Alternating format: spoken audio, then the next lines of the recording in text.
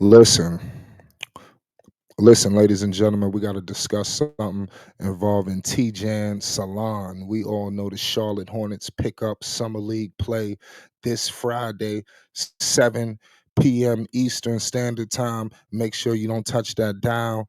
Let me tell you something right now. It is immense pressure, on Tidjane Salaün, in my humble opinion.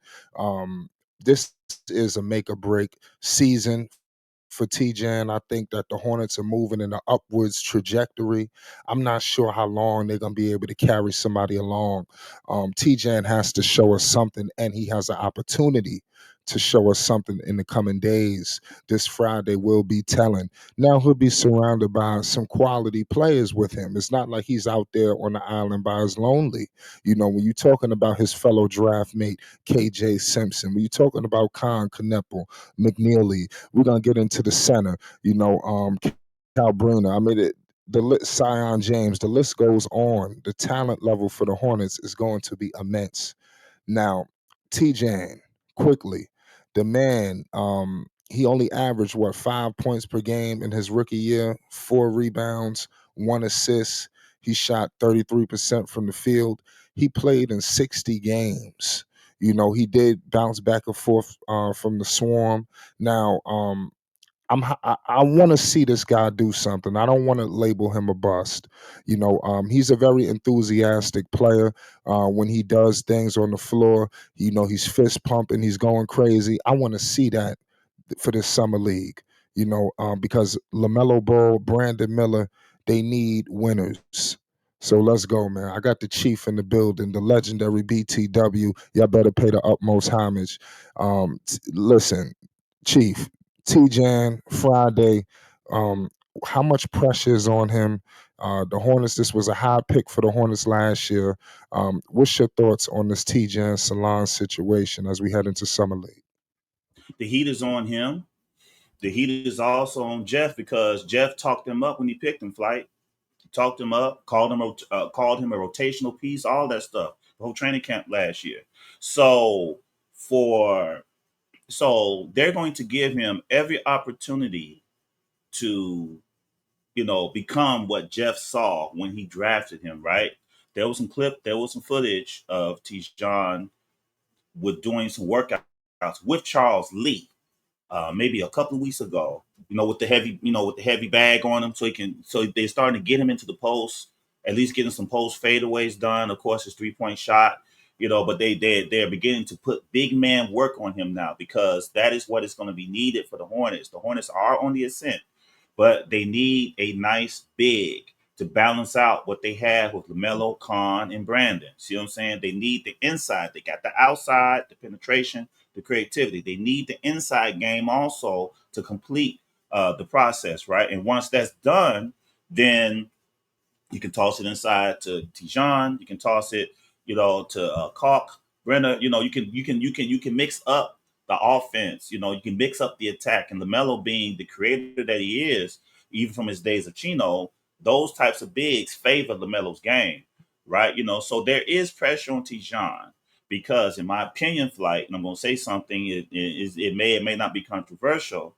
I believe because I did a piece on this when Tijan was drafted last year. Like I believe that Miles Bridges is on Tijan's clock.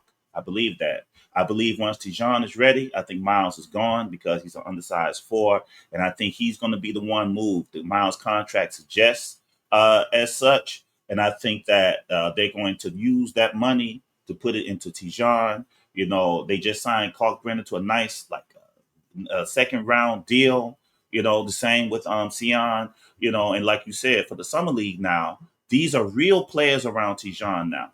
With respect to who was here last year, KJ Simpson is a year season. You got seasoned rookies coming in, or good rookies, you know what I'm saying, around Tijan. So where he fits within that, I'm looking to see where he fits. I'm looking to see if they'll look for him. You see what I'm saying? Or would the offensive attack be more diversified? I'm very curious for what they're going to do with Tijan this summer league. Yes. Yes, we all are very curious. We can't wait to see him. Like I said, the man played in 60 Charlotte Hornets games. He was out in Greensboro. They've been working with him. It's not too much to ask for us to see some production out of TJ. He don't got to be Michael Jordan. I just want to see some progress. Now, again, to like you said, we got seasoned, players coming in. This is the second year. This is not your first time around the block. I'm expecting them to dump the ball to TJ at times. Clear it the hell out. Let me see something. From Tidjane Salaün. The Charlotte Hornets, they took a massive swing on this kid. Who's to say if they didn't do this all over again, they would have picked him. I'm just saying, but I tell you what, if he does turn into Whit Peterson and company, believe he will be when they picked him sixth overall. You know, the Hornets, they're going to get accelerated. I believe Tidjane is one of the most important players on the Charlotte Hornets roster. I want to make this clear because people might think that Flight Sports, I'm here to just crucify this guy, do him dirt. No, I want him to help Lamelo, but I'm going to be on top of him now. Pause. Because he was six overall. Now KJ Simpson, I'm not. He could be falling to the wayside. He wasn't a high pick. Don't expect the same level of pressure on KJ as it is on TJ. KJ, I want to see something too now. Sion shouldn't just come in here and just swoop you. I want to see you, a little something as well. Speaking but before we conclude, what's your thoughts on KJ Simpson? Some things that I was just discussing. KJ, man, I like his energy. Okay, Like, let me know if you can hear me. It might be I on can me. hear you. Yeah, can you hear me, Flight? Yeah. The KJ's energy, man, is his energy is he's like a Alvarado. I'm not talking about in terms of like similar ethnicity. I'm talking about just his heart. He's one of them gritty point guards, right? He'll get to it. He's sneaky. He's sneaky athletic, man. You be careful. He will dunk on you. He has. He will do that. He plays.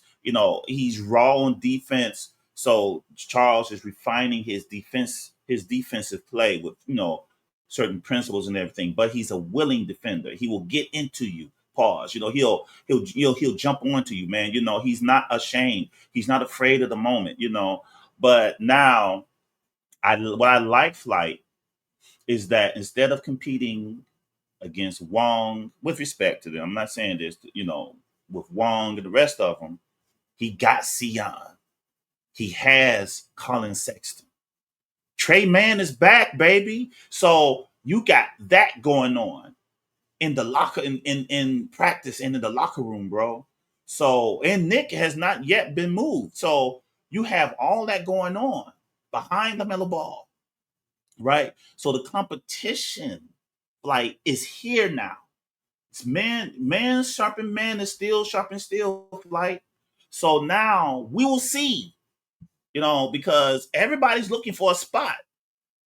Everybody's coming in looking for a spot. Lamelo got his. Everybody's looking for a spot for like. So now we'll see who got Yeah, it and who'll be back in Greensboro. We'll find out. we absolutely will. This Friday, 7 p.m. Eastern, the Charlotte Hornets will be taking on the Utah Jazz. You got Ace Bailey. This is gonna be a hell of a game. Melo and everybody pulling up. They've been supporting them all the way through. Why wouldn't they pull up to Vegas? I'm gonna leave it at that. It's Flight Sports TV. Peace and love.